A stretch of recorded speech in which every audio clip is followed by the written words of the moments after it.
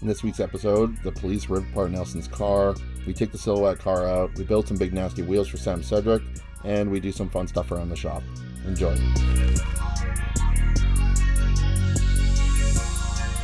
Oh my god. So how big is the lip? 8-inch. This is 14 by 12.5, so this is an 8-inch lip. Sam Cedric. Sam Cedric. We've been pretty behind on getting wheel stuff done, so today we're going to try and get all of the wheel stuff done. We're building a set of wheels for Sam. I'm building a set of wheels for myself. We're freshening up Jake's VSKFs. We're going to try and knock all that out. We're going to get these faces shined up. Obviously they're pretty crusty. I did like a test polish on this one piece here. That's nice and shiny now. And, Oh, I see. You did the test polish right there. yeah. I'm like, dude, this looks like shit. Yeah, so this is bad. We don't want it to look like this. This, not too bad.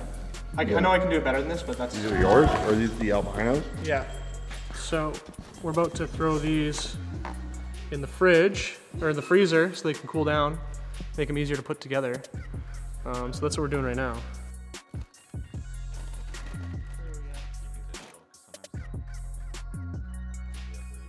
Jake's wheels, they got some water spots on them. We're gonna take the faces out so we can polish the lips on them, make them look a little bit better. If you check this out, there's like crazy water spots. I don't know if you can get that on the camera, but yeah, it's like, that's not coming out, that's in the material. So we'll polish that out, ceramic coat it so it doesn't happen again. And yeah, so I'm gonna knock this face out.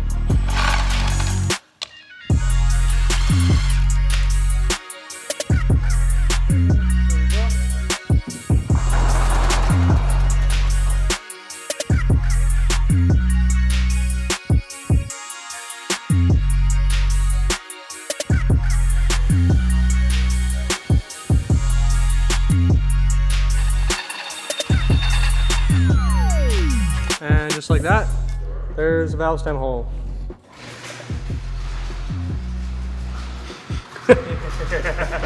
Nice.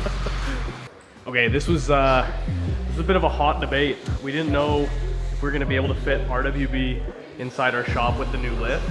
But when we did the measurements, we were thinking if we're ever going to have an RWB built here, we need to make sure that the lift is narrow enough or wide enough for the car to fit inside. So huge win to be able to fit Sid's 997 inside the shop here.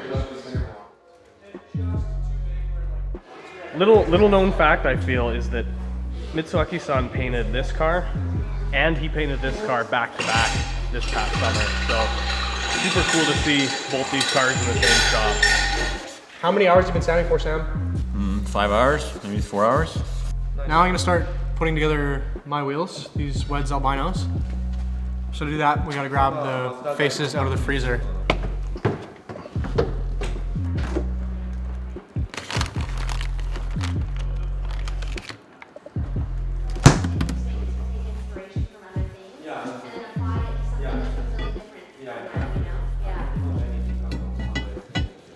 Okay, sits together perfect. And I forget what hardware size these are. So I think they're these ones, 6 by 25s. There we go. Normally I would have an assembly stand, but we don't have the luxury of that here. Doing it the freestyle way. What's up, Reid? We got it loosely assembled. I still need to torque it and put Loctite on it, but that's one wheel for me. Nice, that looks good. Yeah. But you know what isn't looking so good? We just got wind that Nelson and Austin went out with Nelson's long nose X6 and got a box 1 VI, the same thing that Dylan's car got during the summer, which is, if you're not a local, it is a vehicle inspection ticket where they pull the car off the road immediately. So we gotta go and pick him up because his car is leaving on a tow truck right now. 2 cops, man, damn.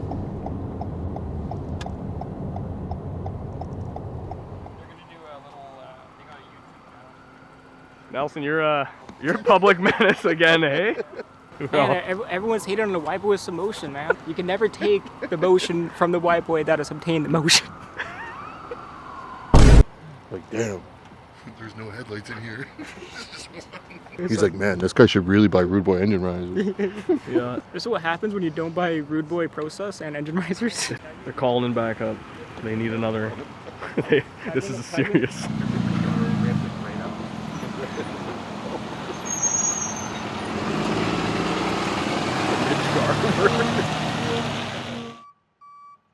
I should probably give some context here. Our shop is in a neighborhood where a lot of people like to do takeovers and street race, so the cops kind of hang out there on weekends, and basically they just saw Nelson taking a corner a little too fast and assumed that that's what he was going to go do.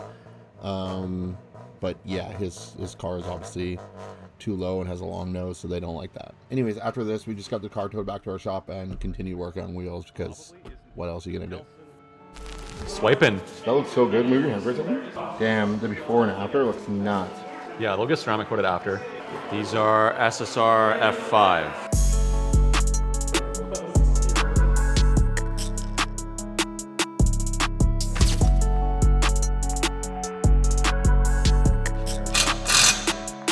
And like this is definitely the widest wheel we can put on here.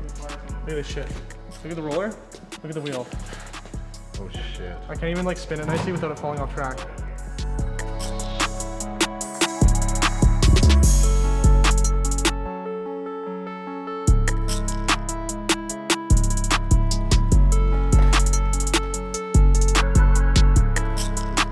Wheels are done, or at least these ones are kind of done. I don't know. Sam got his all polished up. Got to get those welded. Albinos are all torqued and valve stems in. I just got to seal them up. I didn't have sealant today, so I don't even know what car they're going on yet. So it doesn't matter. They're gonna be pretty decorations for now. Wheel for shelf. Yeah. Dude, we need to build a wheel wall. We need a wheel rack sponsoring. Anybody want to give us wheel racks? It has been way too long since we've done just like a shop walkthrough, and I know a lot of you guys have been wanting to see what we've gotten up to, because you can probably parse it together through Instagram a little bit, but we figured we're gonna do a walk through the shop, mainly our showroom, to show you some of the new stuff that we've accumulated over the last couple months and how we've set it all up. But for starters, we want to show you this light that we actually scored off Facebook Marketplace. It is so cool and old, and it has halogen bulbs, and you can hear it like click, click, click as it lights up. It reminded us a lot of like Japanese restaurant signs that usually have arrows pointing at the front doors. So we had to have it and hung it up over here in the corner. This Datsun belongs to our friend Paul. It's a long-term project, and you guys will see it show up in the background of a lot of videos. But Paul has a little baby girl, and he's a very busy guy. So it's gonna be a long-term project. Don't expect to see tons of changes from it super quick. This car belongs to Cole, the one and only Cole Duncan, who's, you know, he figured he wasn't busy enough spending thousands of hours working on a Sylvia. He needed another project. Its future is kind of undetermined right now. He doesn't know if he's gonna stick to this chassis, get a different chassis, replace it with a different SOAR, buy a JZX, some sort. He doesn't know yet. He's figuring it out. But ultimately, he does want to end up in a 1J powered car. So Sam's car is just kind of on daily duty right now, a little bit, as he's been driving it around, but we'll get into that car soon. Carly's car is getting ready to make a comeback as well. It was supposed to be out of here a couple weeks ago, but there's been a couple hiccups with the cooling system that Jake is actually working on right this second. Figured we'd walk into the store down here, show you guys some of the changes that we've made here. The first one, and probably the most noticeable one, is we actually scored this crazy billiards lamp off of Facebook Marketplace. You'll notice it's a bit of a theme here. We buy a lot for the space off of Marketplace. But this billiards lamp was kind of the perfect thing to hang over this half wall we built, so we could light up whatever car is sitting in the front here, as well as light up over the couches just a little bit, so you could actually read a magazine or something. We reorganized just our trinket shelves back here a little bit, so it's a bit more laid out. You can see more trinkets than ever back here.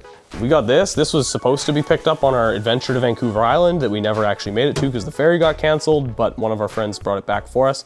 It's just a hot drink, like it's a drink heater. So you know Japanese coffee, how it comes in those little metal cans? You can get it cold or hot. This one is designed to keep them hot.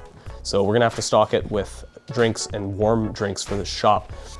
We got really inspired by RWB headquarters, where we noticed that they had covered most of the ceiling space with, you know, different pictures and flyers and magazines and towels and all sorts of cool trinkets. So when we came back from Japan, we had a freakish abundance of stuff and figured that our ceiling being painted black was a perfect canvas for us to put lots and lots and lots of different stuff on. And I'm really happy we did, because the way that the light from the neon lights bounces off of everything that's on the ceiling now looks really unique. Yeah, I agree. These KFs finally got polished, and they're gonna be going back on Jake's 90 just in time for the summer, which will be super, super cool. We actually got a lot more coming on the 90 this year. We've got some surprises for it, and hopefully you get to see Jake's JZX on the channel more. I know a lot of you guys love that car and have seen it in different videos in the past, but we've never really done like a full breakdown or features or even like build on it. We've got lots planned for it. So let us know in the comments if you're excited to see more JZX 90 content. We got some big speakers and we got a full stereo system. So that's something that's been kind of lacking in our space for a while, and we've been pretty specific about like what we were going after. And we had no music. So we finally got this cool system, and you can see it's got like a visualizer EQ. Yeah, that's cool. Reorganized. Yeah, reorganized. Like that's kind of like our jam in here, you know? Like as we work on different projects, sometimes it means clearing a space, and we don't really want to put things back exactly the way they were before. We want to like lay things out better, more aesthetically pleasing. So as we collect more and more and more items, we want to make the space as cool looking as possible, and being able to just kind of rejig it every couple months gives us the opportunity to do that. Like if I grab a magazine and I come over here, I can actually read what's on the pages of the magazine now, whereas like before it used to be so dark in here, you would never be able to see what was on the pages. So yeah, we're super stoked that we managed to find this light. We actually wired it up to a dimmer switch. I don't know, I'll show you. We put it down here just to get it out of the way, but we wired it to a dimmer so we can actually have a little bit of control, because we wanted light, but we didn't want too much light.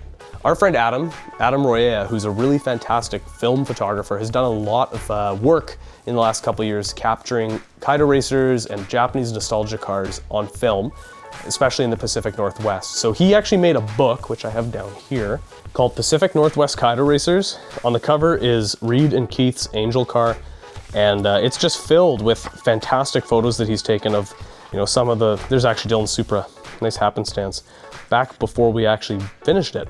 So really cool book, really great film photos of, you know, a bunch of different Kaido racers that are in our local community here, like Reid's Soarer there. And he gave us this print of the Silhouette car as a gift for our shop.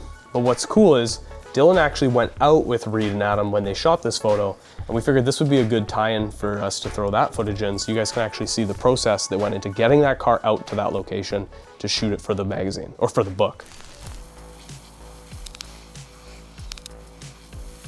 MX-73 Cressida underneath this Silhouette body. If you haven't seen our full video breakdown on this car, go check it out. It's on our channel.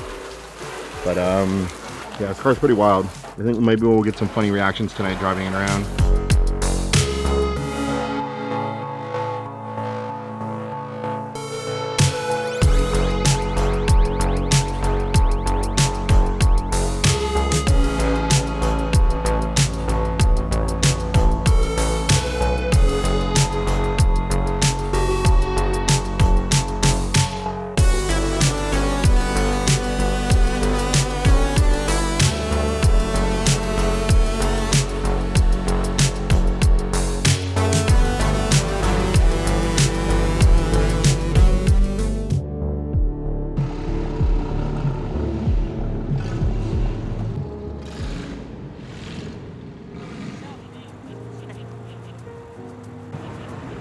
Reid gonna ask him to leave. We're here with Adam right now. He's shooting for his photo book, and this car will be in it. Those roads suck ass. Dude, it looked crazy. There was like people like taking pictures, like stopping and taking pictures of you everywhere. I don't know why. It's like they've never seen a fucking yellow car before. Never seen a racetrack. Fiberglass. What is it? Fiberglass. No, what's the chassis? Toyota. Toyota? Yeah. Even the hotel manager came out to take pictures. So look at him. Does that make you feel good? Like I asked you what racing class this thing was in. Street racing class. Dude, it's a Kaido racing class. Group K. Yellow racing class. Yeah, these people freak out when they see a yellow car. More people should paint their cars yellow. It feels out of place. That's what makes it so cool to shoot here. A lot of people are just scratching their heads here. Don't come in here, please.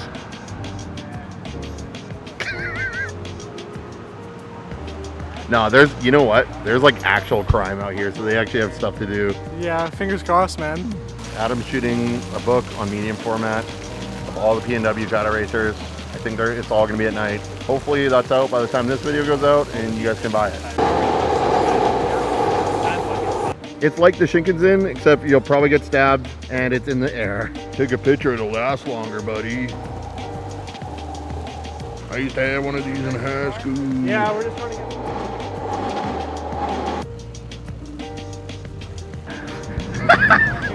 No one there. No one there. Shinkansen!